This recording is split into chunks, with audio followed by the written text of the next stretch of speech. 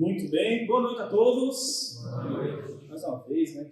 Privilégio e bênção poder estarmos aqui mais uma vez com vocês e poder compartilhar da palavra do nosso Deus.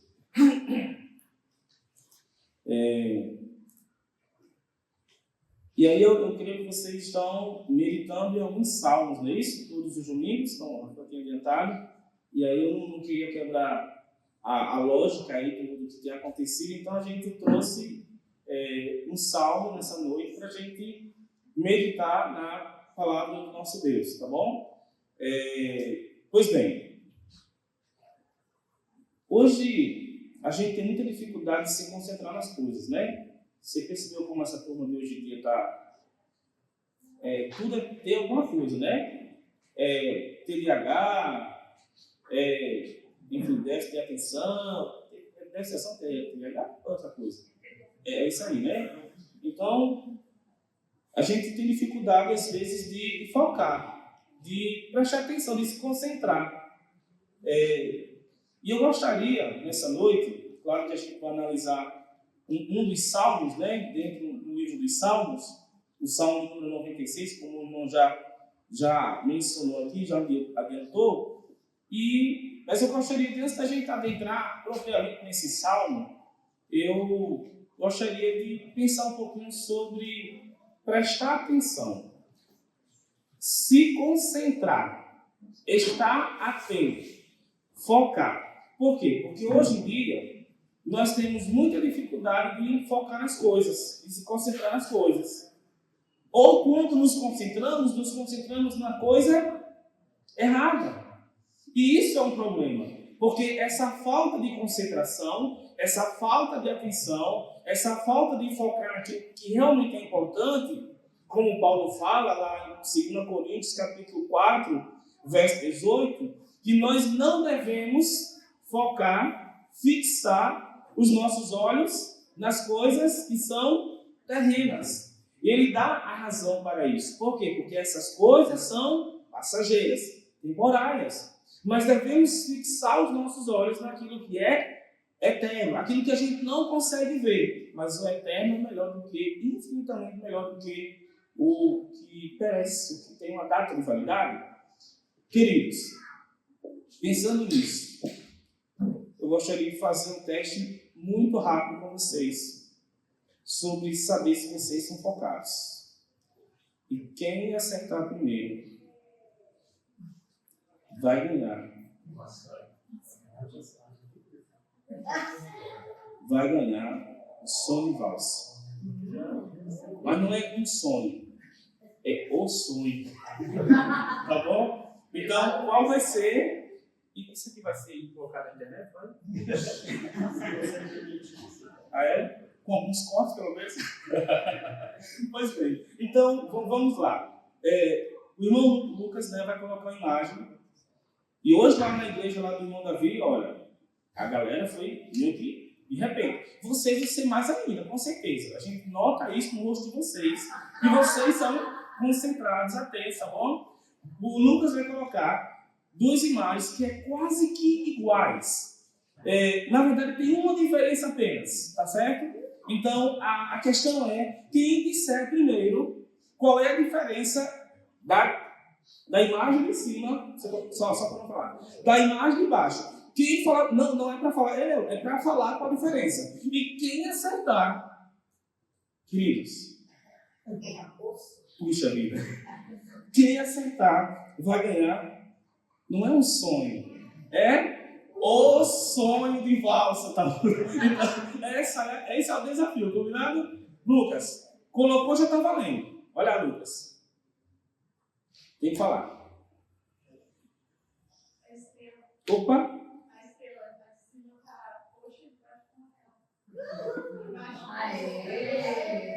Gente.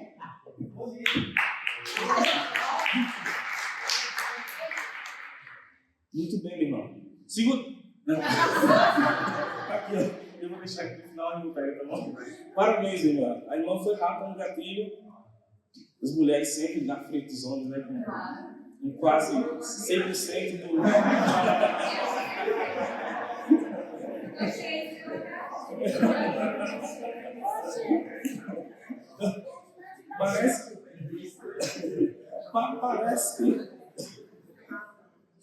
Parece que a irmã é uma irmã focada, né? Parece que a irmã é uma irmã atenta. Não que os outros não sejam atentos.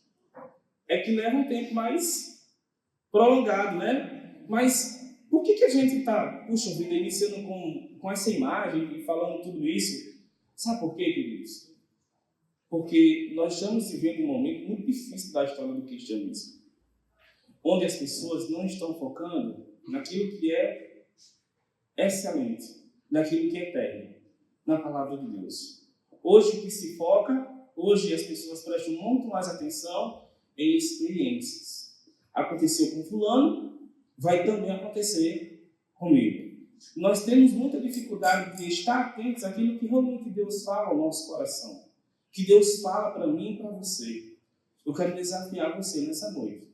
Se você está andando desatento com as coisas de Deus, eu creio que hoje é a virada de chave. Hoje é uma excelente oportunidade para, ao sairmos aqui, sairmos bem diferentes de como nós entramos, mas transformados e renovados pela palavra. A palavra deve ser o centro da nossa vida. É a maneira como Deus fala a nós. Aquela coisa de revelação, isso aconteceu.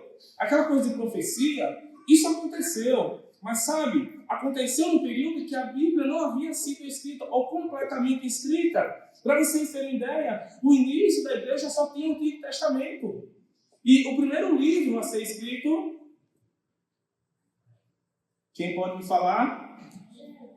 Oi? Provavelmente. Isso. Então, peraí, deixa eu melhorar. O primeiro livro do Novo Testamento. Ô, cara. Não, peraí, você não vale, né? Você não vale, cara. Mas tá bom, então. Está difícil. Uma vez que me ama. Tá bom? E o primeiro livro, carta, enfim, do Novo Testamento a ser escrito foi a carta de Tiago, no ano aproximadamente entre 45 e 50 depois de Cristo. E o último livro do Novo Testamento, consequentemente da Bíblia, começa com A, termina com muito bem, Apocalipse. Então, isso foi escrito na década de 90, provavelmente depois de Cristo. Ou seja, eles não tinham a palavra de Deus. Hoje eles não tinham WhatsApp, eles não tinham, sei lá, tantas essas redes sociais que a gente consegue alcançar muita gente quase que de maneira instantânea. Então era realmente necessário Deus falar a eles, mostrar a vontade deles por meio das visões, das profecias e tudo mais. Mas, queridos, hoje, ou melhor dizendo, há muito tempo a gente já tem a revelação completa de Deus aqui, na palavra de Deus. Precisamos focar e ter a nossa centralidade na palavra, porque quem é guiado pela palavra, consequentemente é guiado pelo Senhor. Então, vamos abrir as nossas Bíblias lá no Salmo de número 96. Mas para nós entendermos esse Salmo, nós precisamos contextualizar, para que as coisas que o salmista escreveu se tornem mais claras. Então, eu sei que... o Natan não tem que hoje? Natan? Não? Então assim, Natan, professor de história, né? Então a gente vai falar um pouquinho de história, mas eu queria que vocês me ajudassem, tá bom? Até chegar onde a gente quer chegar. Com quem começou o povo de Israel? Os patriarcas. Os 3 patriarcas. Pode falar. Deus também não vai ganhar nada, tá? Só o tesouro lá no céu, tá certo? Abraão, depois Isaac e Jacó. As matriarcas, na ordem: Sara, Rebeca e Raquel. Muito bem. Jacó teve quantos filhos? Que se tornaram as 12 tribos de... Teve um que foi para o Egito, não foi? Quem foi para o Egito? José, primeiro, né? E depois a turma foi toda para lá. E aí, depois que o faraó morreu, depois que aquela galera morreu, entrou um faraó que não conhecia, que não se simpatizou com Israel e escravizou. quantos anos mais ou menos eles passaram escravizados? 400, muito bem, é isso aí, 400 anos. Aí depois Deus ele usa um libertador, um líder. Quem é esse líder? Moisés. Aí eles passam, aí sai lá do Egito, né, e vão para onde? Para o deserto.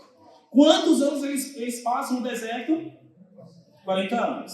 Aí vai ser Gênesis, vai ser Êxodo, vai ser Levítico, vai ser Números, vai ser Deuteronômio. O finalzinho de Deuteronômio na morte de Moisés. Provavelmente foi Josué que escreveu o finalzinho de Deuteronômio. Quem é que assume a liderança do povo?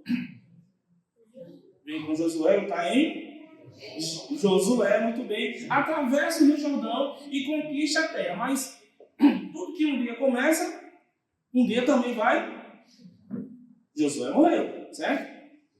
Aí o que acontece? Aí passou um período bem complicado para Israel, não foi? Porque cada um fazia aquilo que era certo aos seus próprios olhos. O período do juízo. Mas antes de chegar aí, deixa eu só falar. Quando Deus falou para Moisés, lá em Deuteronômio, capítulo 28, uma teologia muito simples. Dizia bem assim: se o povo obedecesse, seriam o quê? Abençoados. Se desobedecesse, seriam o quê? Abençoados. Então a gente poderia resumir assim: obediência, bênção. Desobediência, maldição. Todo mundo junto? Obediência, desobediência. Mais uma vez? Desobediência, maldição. E desobediência?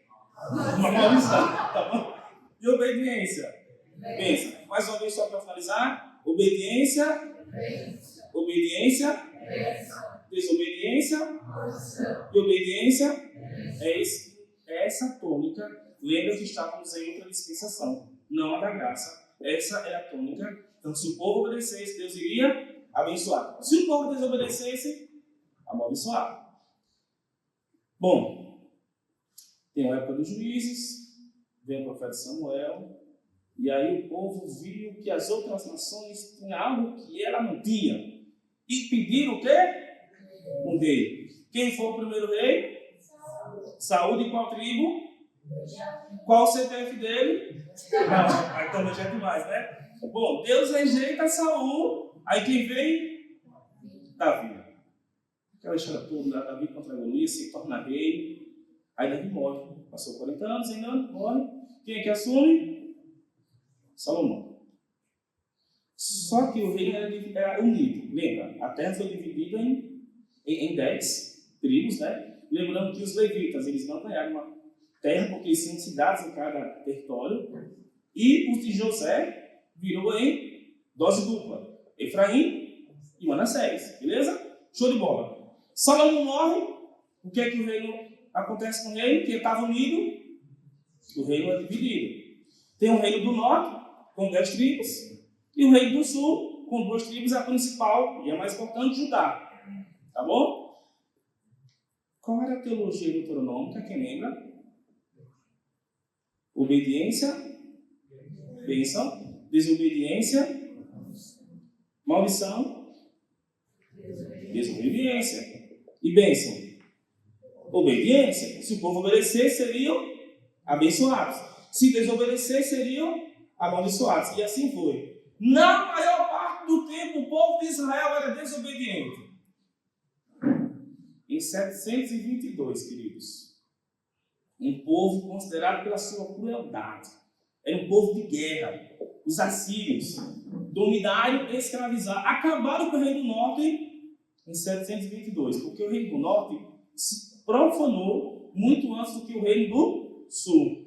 O reino do sul conseguiu, com algumas exceções ali, tal, foi caminhando, mas em 585 a.C., o reino do sul cai, Jerusalém é tomada, destruída, os muros são derrubados, o templo é saqueado, destruído, e quem restou vivo foi levado para onde? Para Babilônia, Nabucodonosor. O reino do norte, antes, depois o reino do sul. Quantos anos eles passam lá na Babilônia? Aproximadamente. O cativeiro durou quantos anos? 70 anos, eles começam a retornar. Aí já não é mais a Babilônia, o Império Medo-Persa, que dominava aquela região. Uau! Depois do exílio, eles reconstruíram o templo. Lembra do profeta Ageu? As casas apaneladas, casas formadas de panela? Não, porque as casas eram luxuosas e o templo daquele jeito. É nesse contexto que o Salmo 96 é escrito. Quando o segundo templo ele é, digamos assim, reerguido, aquele não de Salomão. E é nesse contexto, inserido nesse contexto de um retorno para a terra prometida, de um retorno dos judeus, é que o Salmo 96 ele é escrito. Então, depois de contextualizar tudo isso, a gente vai ler o Salmo 96. Pois bem, cantai ao Senhor um cântico novo. Cantai ao Senhor todas as terras, cantai ao Senhor, bendizei o seu nome, proclamai a sua salvação dia após dia. Anunciai entre as nações a sua glória, entre todos os povos as suas maravilhas. Porque grande é o Senhor e muito digno de ser louvado, temível mais que todos os deuses. Porque todos os deuses dos povos não passam de ídolos, o Senhor, porém, fez os céus. Glória e majestade estão diante dele, força e formosura no seu santuário. Tributai ao Senhor, ó famílias dos povos, tributai ao Senhor glória e força, tributai ao Senhor a glória devida ao seu nome, trazei oferendas e entrai nos seus atos. Adorai o Senhor na beleza da sua santidade, tremei diante dele todas as terras. Dizei entre as nações, reina o Senhor. Ele firmou o mundo para que não se abalasse, ou para que não se abale, e julga os povos com equidade, com retidão. Alegrem-se os céus e a terra, exulte, ruja o mar e a sua plenitude. Fogo do campo e tudo o que nele há, regozijem-se todas as árvores do bosque, na presença do Senhor, porque vem julgar a terra, julgará o mundo com justiça e os povos consoante a sua fidelidade. Que o nosso bom Deus acrescenta a palavra dele em nossos corações. Queridos, o que norteia a sua vida? Você para pensar um pouquinho. São conselhos dos seus amigos, das suas amigas? São as experiências? Foi algum sonho que você teve? Foi alguma coisa que caiu e você está achando que é um sinal de Deus? O copo caiu, Deus está mostrando aqui alguma coisa? Será que é isso? Os nossos louvores, né? As nossas atitudes, os nossos pensamentos, eles são pautados unicamente na palavra? Se sim, continue assim.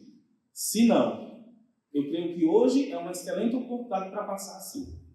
A palavra de Deus é central em nossas vidas. Queridos, pode colocar, Lucas, no slide? Esse salmo fala muito sobre louvor, sobre cantar, sobre tributar. E aí, nessa noite eu quero ver com vocês, de maneira bem assim, objetiva. Eu não perguntei, é até que horas, Rafael? São 8h10. 8h15? Eu pensei até 8h14. Não, então, pode. O Espírito Santo vai falar. Mas eu disse até que só pelo que eu vou dizer aqui. 8h10, 8h11. Fala logo que daqui a pouco dá 8h15. Então, queridos, nós queremos ver um pouquinho nessa noite as marcas de um adorador, tá bom? E esse salmo fala muito sobre adoração, sobre cantar, sobre tributar, e eu quero ver com vocês um pouquinho nessa noite. Pode passar o próximo slide. Cantai pelo seu poder. Queridos, vamos lá. Os primeiros versos diz que devemos cantar ao Senhor um cântico novo. Mas eu preciso trazer um outro contexto para vocês. Vamos lá. O livro dos Salmos é um livro assim, para a gente meditar. A gente lê uma frase e fica martelando. Por exemplo, o Senhor é bom. Vamos dar um exemplo aqui, né? E aí, só nessa frase, eu passo o dia todo meditando. Aí eu vou começando a pensar, o Senhor é bom. Qual é o tamanho da bondade de Deus? É uma coisa para a gente pensar. De que maneira eu vejo a bondade de Deus na minha vida? É uma outra coisa. Então o Salmo traz essa ideia. Você lê uma palavra e fica meditando, pensando. Essa é a ideia. Aqui, claro, a gente vai precisar ser mais condensado, mas essa seria a ideia do Salmo. Você lê uma frase, uma palavra, e fica meditando naquilo, fica meditando, tá bom? Entendendo, questionando, tentando achar as respostas e Deus falando ao nosso coração. Então a Bíblia diz que cantar é o Senhor. Mas vamos lá, a gente parou onde? A gente parou no povo voltando da Babilônia, certo? A gente vai continuar para entender melhor ainda aqui. Passa-se os três últimos profetas, que é pós-exílio, né? Depois que o povo volta, a gente tem Ageu, a gente tem Malaquias, a gente tem Zacarias, e aí o povo passa 400 anos em silêncio, aí inicia o detachamento. Jesus veio. Na plenitude dos tempos, nascido sob a lei, nascido de mulher, ele vem e aí inicia sua vida aqui na terra, seu ministério, é morto, ele se dá em sacrifício, é levado aos céus e inicia. Pois bem, estamos aqui hoje. Aí tem aquele período das cartas, dos livros, dos evangelhos, e chegamos em 2025. O que é que nós esperamos? Um grande evento, um evento importante que a igreja espera. A volta de Cristo. Também podemos dizer que é o arrebatamento.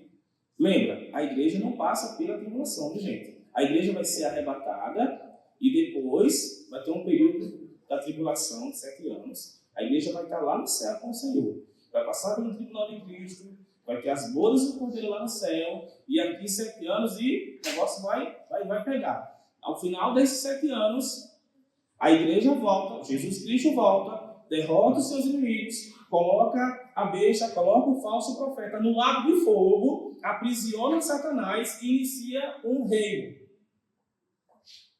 Um reino milenar, que vai durar 1000 anos. Por mais que esse salmo tenha sido escrito pouco depois que o povo voltou lá do exílio, lá da Babilônia, esse salmo foi escrito nesse período, mas as informações ainda não aconteceu. Muita coisa que esse salmo está falando aqui.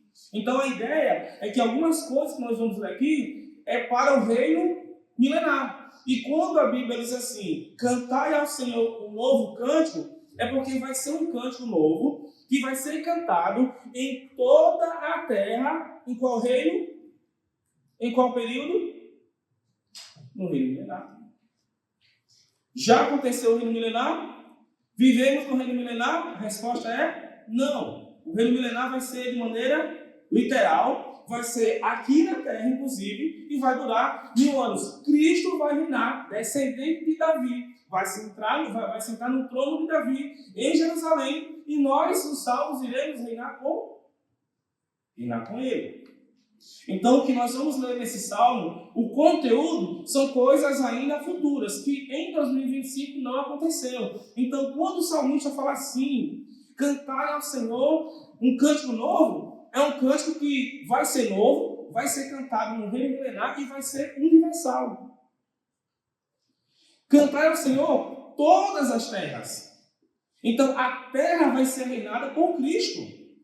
E esse reino, ele vai ter umas características muito diferentes da vida que nós vivemos hoje. Por exemplo, a criança vai brincar com a cobra, o lobo e a ovelha vão pastar juntos.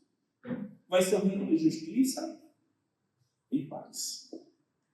E nós vamos cantar um novo cântico. Todas as terras, todas as pessoas vão cantar esse novo cântico.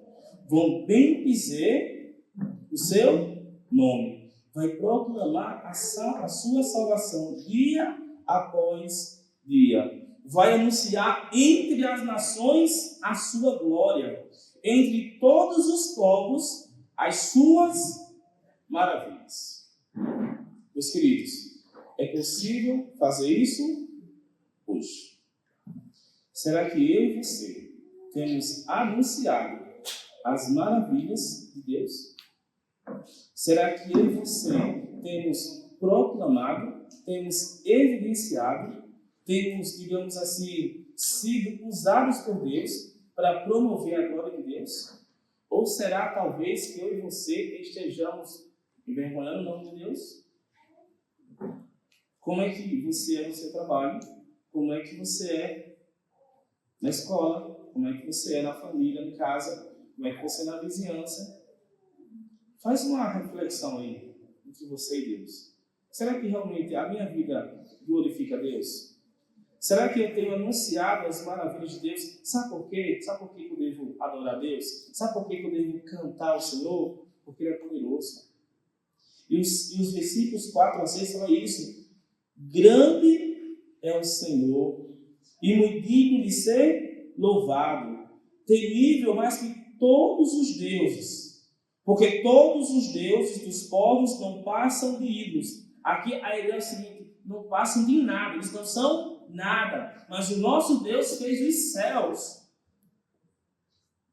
Glória e majestade estão diante dele, força e formosura no seu santuário. Deus, ele está abaixo dos deuses, dos falsos deuses, dos deuses que não são nada, sim ou não? Não. Ele é igual a esses deuses falsos, ele está acima. Ora, se ele está acima é porque ele é poderoso. E é uma informação tão óbvia, tão batida, mas sabe qual é o nosso problema? É que nós sabemos que Deus é poderoso, nós sabemos que Deus é onipotente, mas no dia a dia isso não faz sentido na nossa vida.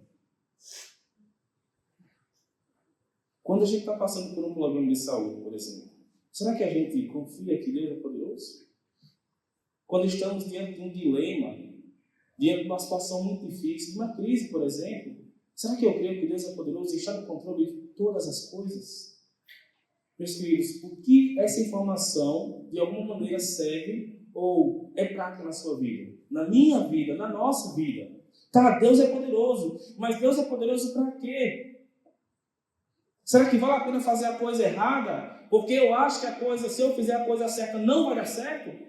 Ou é melhor eu confiar que Deus é poderoso e que esse poder de Deus possa fazer efeito em minha vida? Deus está acima de todos os deuses, de todos os ídolos. É interessante que certa vez alguém falou que o nosso coração é uma fábrica de ídolos. Quem é o ídolo que está no seu coração? Tomara que seja Deus. Mas na vida de algumas pessoas é o dinheiro. O ídolo dessa pessoa é o dinheiro. Quantos empresários, quando passa por uma crise financeira, acaba falindo, fazem bobagem, tiram a própria vida? Para algumas pessoas, o ídolo é um status. Acha que tem algum poder para alguma coisa. E quando sai daquilo, quando perde aquilo, não consegue mais encontrar razão para viver.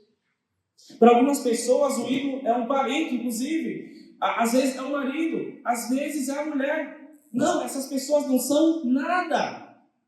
Quem é Deus, Ele sim, todo-poderoso. Queridos, imagine só você numa doença em estado terminal. O que é que saber que Deus é poderoso vai fazer na nossa vida? Deus é poderoso, a gente pode ver isso nesses versículos. Mas Deus não é só poderoso e por isso eu devo cantar.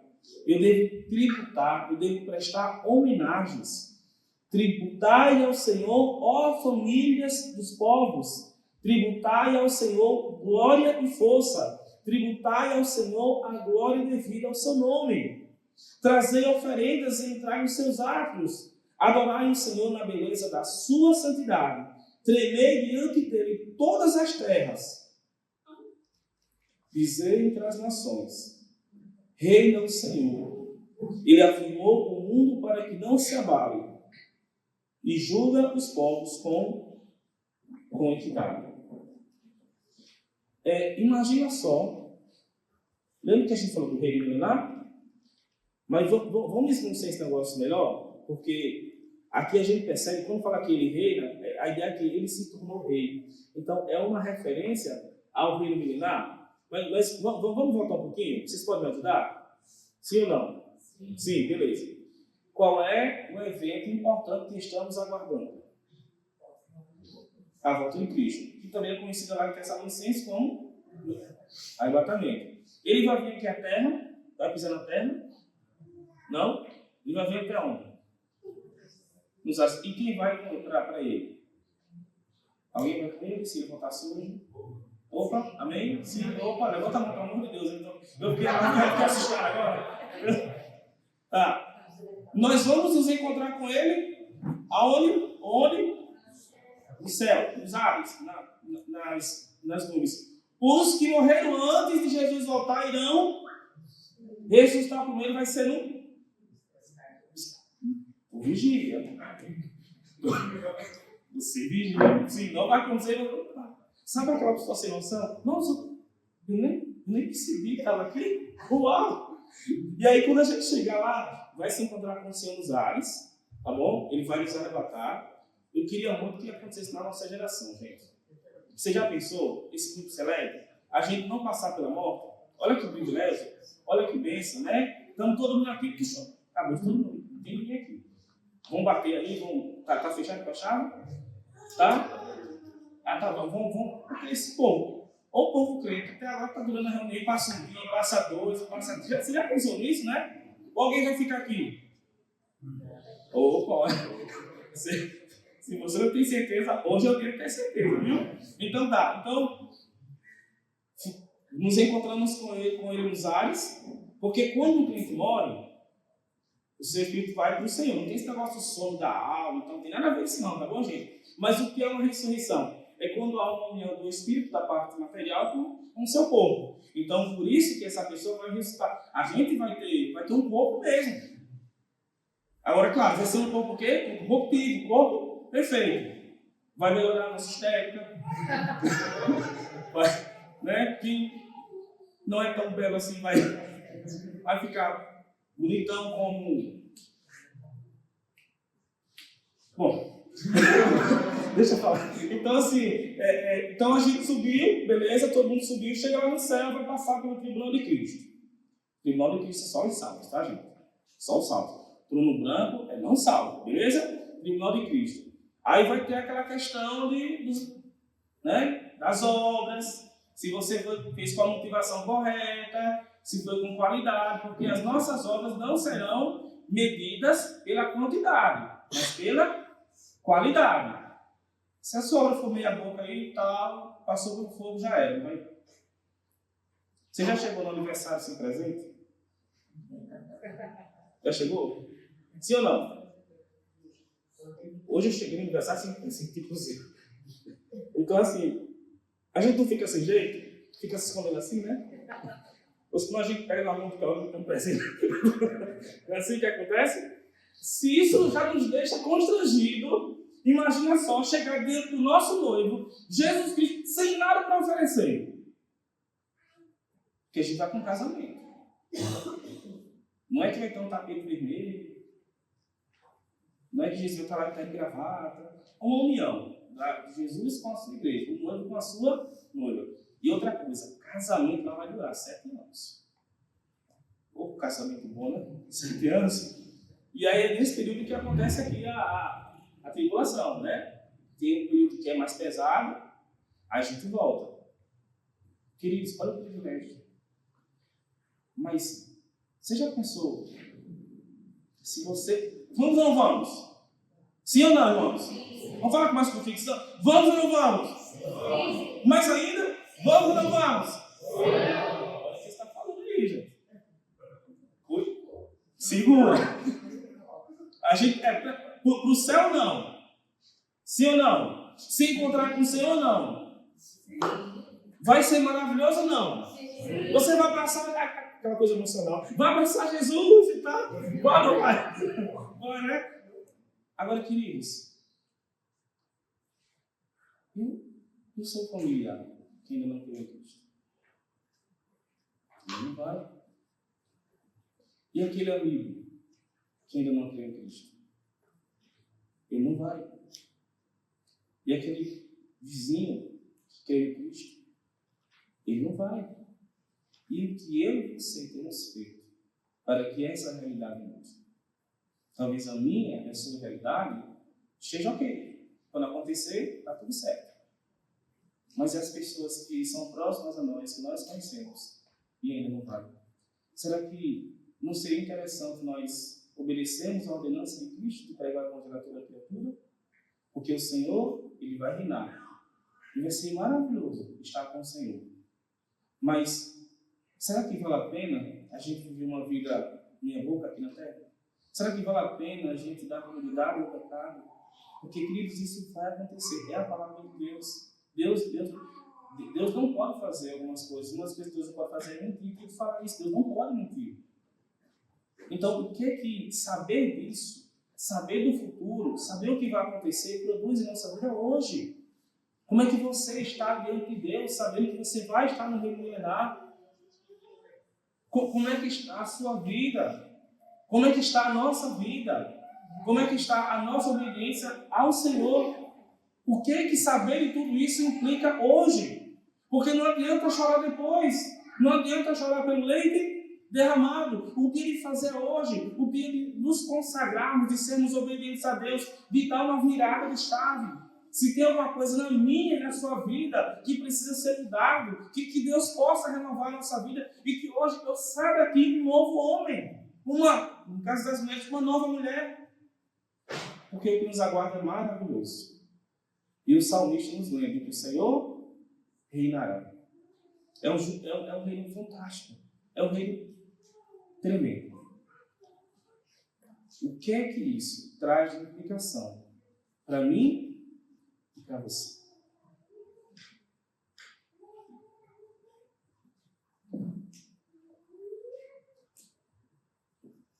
Quem é que já se furou com espinho? Sim, deu com a planta, com a árvore. Urtiga. É comum aqui? Urtiga?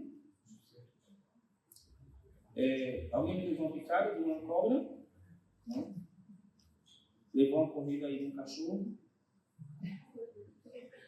Tem alguém aqui que trabalha nos correios? Né? Porque Jesus geralmente é o pessoal que corre mais cachorro, né?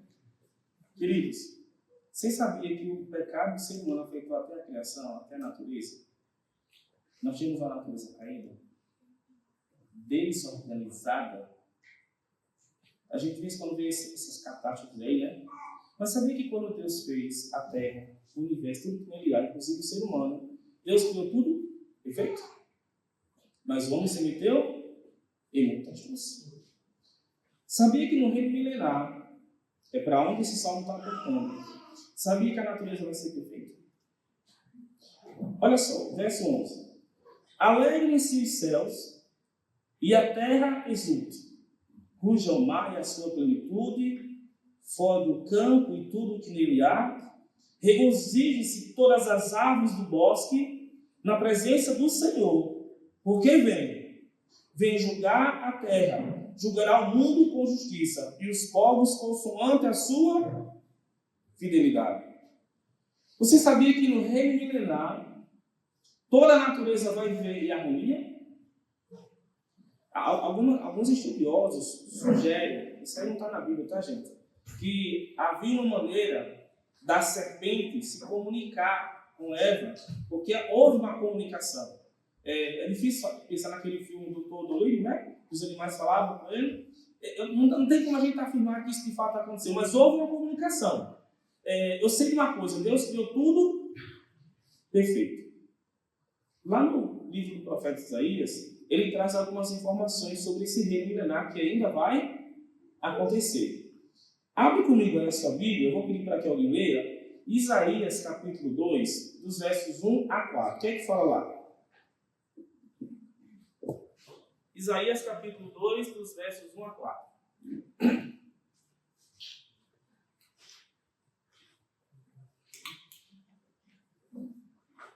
Foi isso que Isaías, filho de Amós, viu a respeito de Judá e de Jerusalém.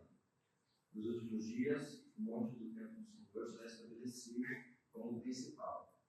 Será elevado acima das colinas, e todas as nações correrão para ele. Virão muitos povos e dirão: venham, subamos ao monte do Senhor, ao templo de Deus de Jacó, para que ele nos ensine os seus caminhos, e assim andemos em suas veredas.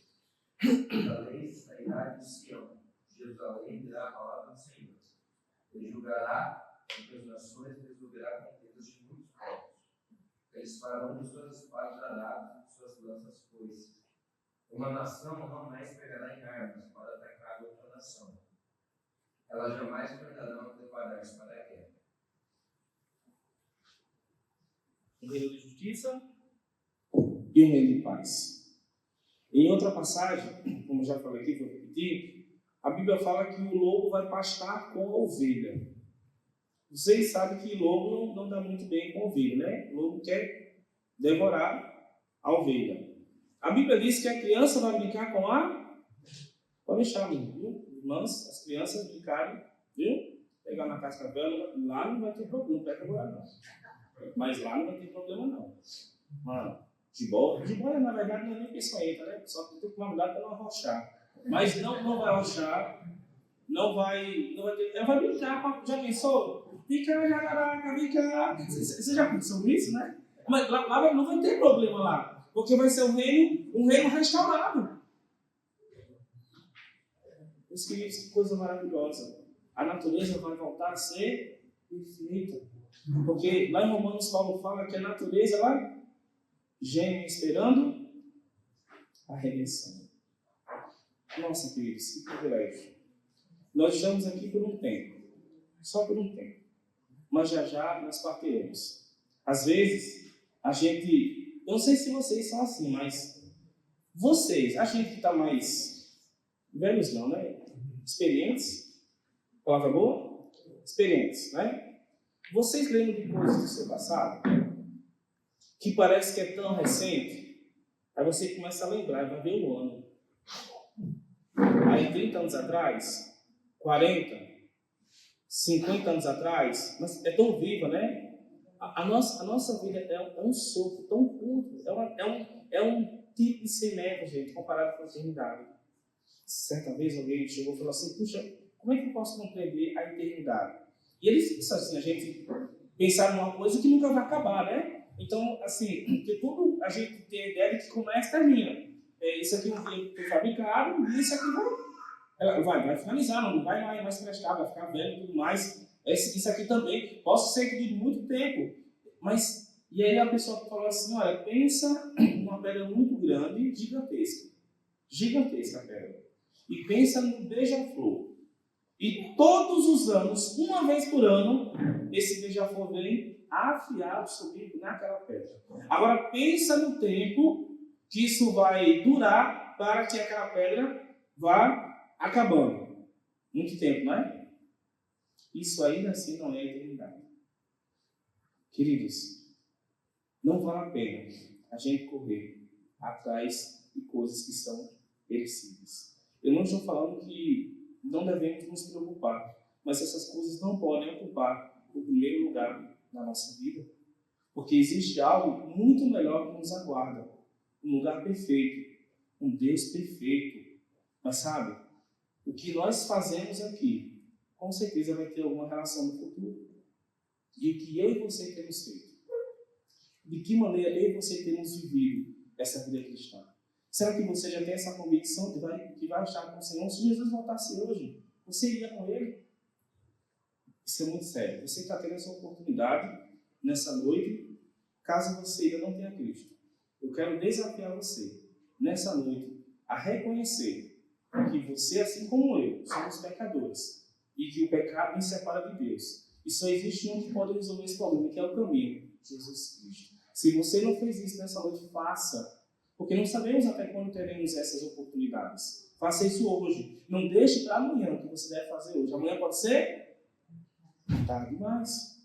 Mas eu quero também falar, e a gente já está chegando ao final, para as pessoas que já são salvas, já entregaram suas vidas ao Senhor. De que maneira você tem vivido? Em santidade? Em obediência? Lembra?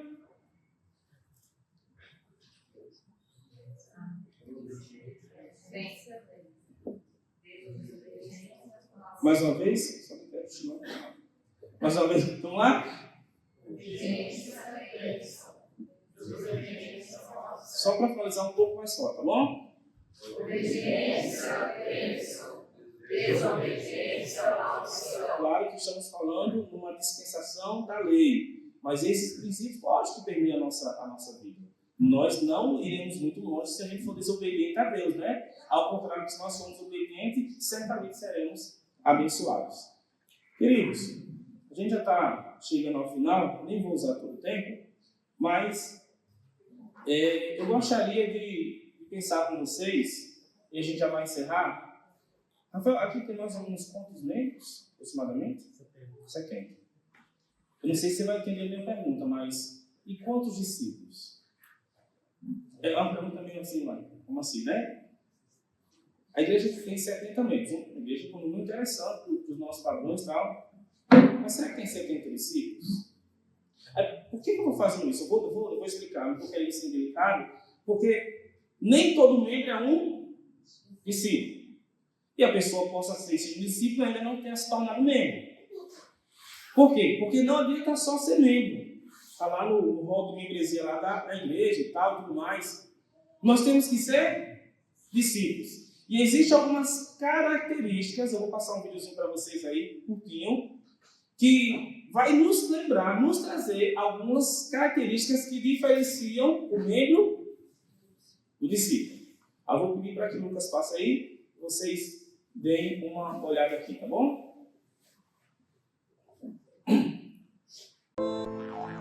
A reprodução faz parte da vida. Desde cedo aprendemos a multiplicar. Em família, vemos os efeitos da multiplicação. Nos negócios, com dedicação e trabalho também é possível multiplicar. Multiplicar é transformar o mais em muito mais. Jesus, quando esteve aqui, multiplicou pães e peixes.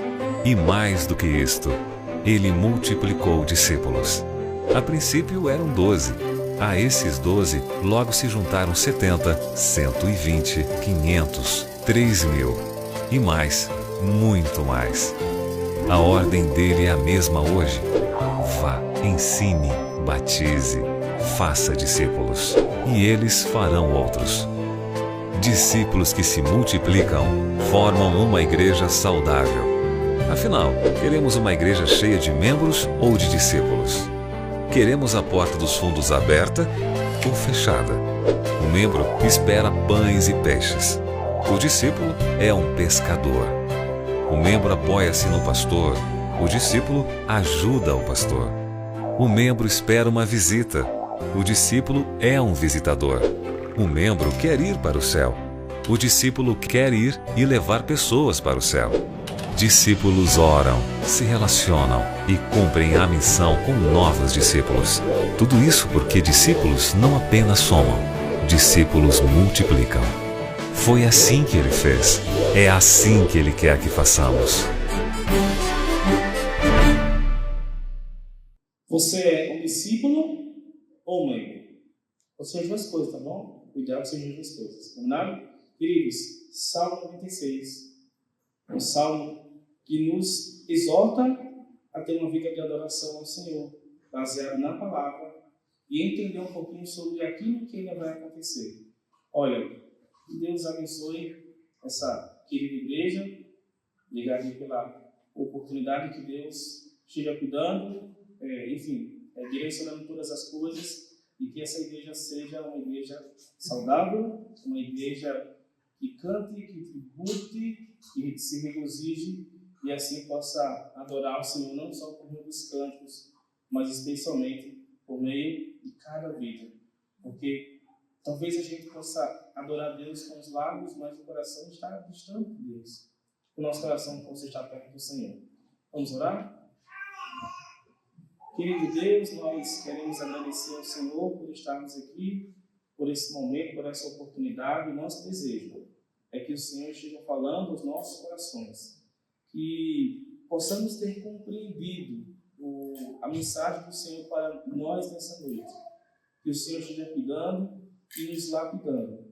Queremos pedir, Senhor, que se existe alguém aqui que ainda tem andado distante do Senhor, que hoje possa ser uma noite de salvação, mas talvez possa ser que tenha pessoas que já fizeram isso e ainda assim estejam andando longe do Senhor, que hoje seja uma noite de reconciliação. Deus abençoe essa igreja, que o Senhor cuide, jorre e derrame as tuas bênçãos sobre a vida de cada um deles, Não porque o ser humano merece, mas queremos pedir baseado na misericórdia e graça do Senhor. Essa é a nossa oração que nós fazemos, agradecidos no precioso nome de Cristo, é que nós oramos. Amém.